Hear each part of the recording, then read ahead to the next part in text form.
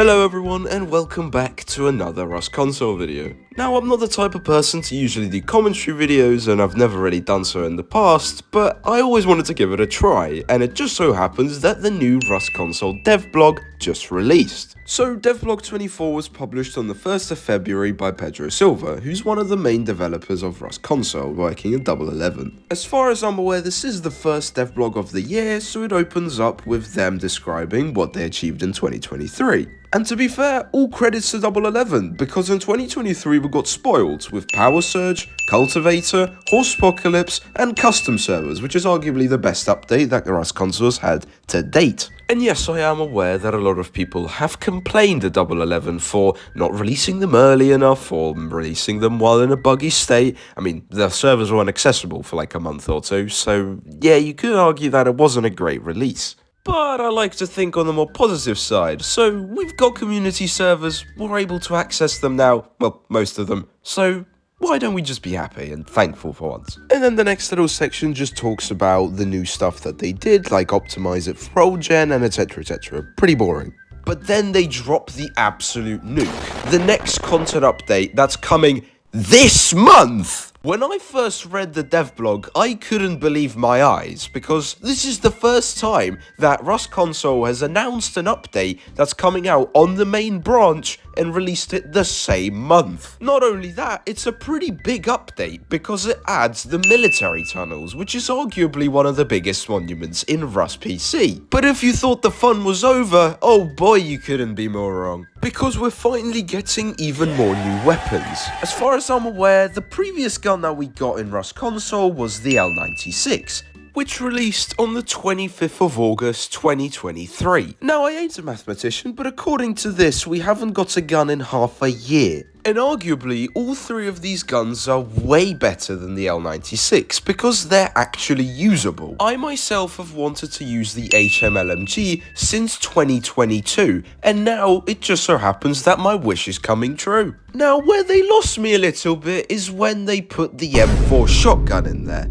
As far as I'm aware, the M4 is the only shotgun that's currently not on console that is on PC. It has been the most recent release, which is turned out to be absolutely broken. What's good, boys? We're testing the new and improved shotgun added into the Rust, aka the Dragon. Let's test it out. Spaz shotgun first. Pumpy. And then we bring out the Dragon. Straight absolute laser beams of fire coming at ya.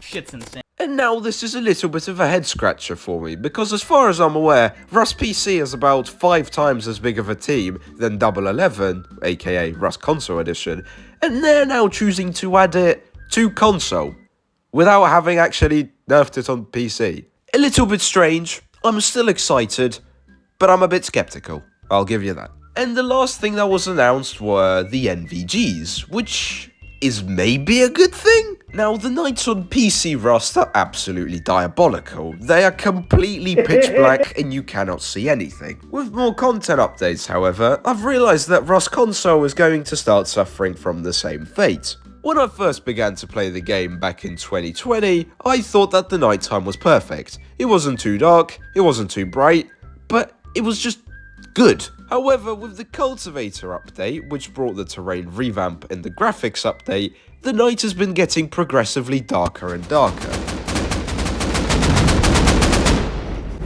I can't see anything, it's pitch black.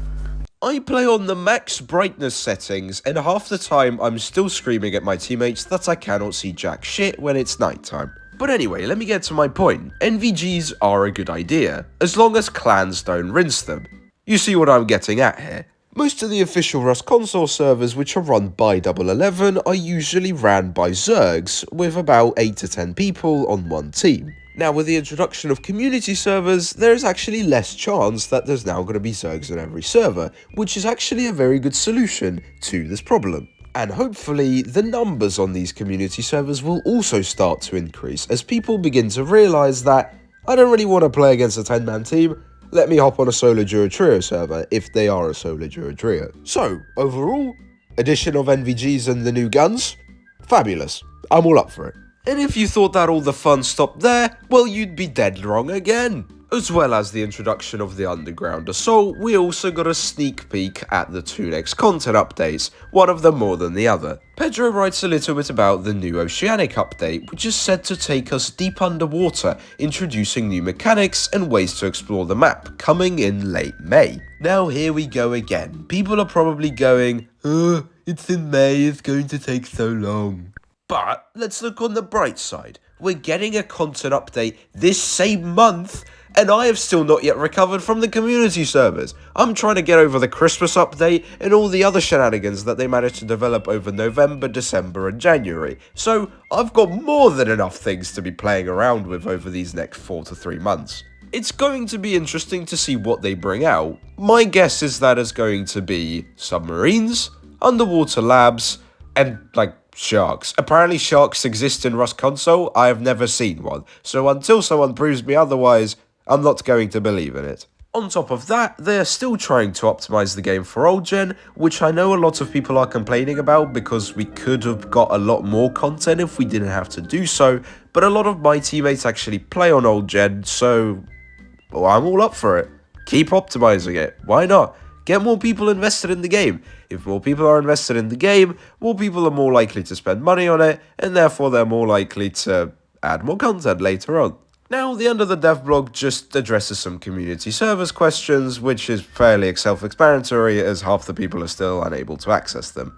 Now, what I am excited to see is whether or not they also bring out the underground tunnels as well as the military ones. You obviously have your main monument, called Military Tunnels, but also there is a network of tunnels that goes around the rest of the map on Rust PC, known as the Underground Tunnels. Now, as for the content they're actually adding, so military tunnels and new guns, that's literally the thing that I wanted, so big props to Rust console. I am very happy they're doing so. And so that is going to wrap it up for Devblog 24. If there will be any more interesting dev blogs, then I will be covering them on my channel. So I hope you all enjoyed watching, and I will see you all in my next video.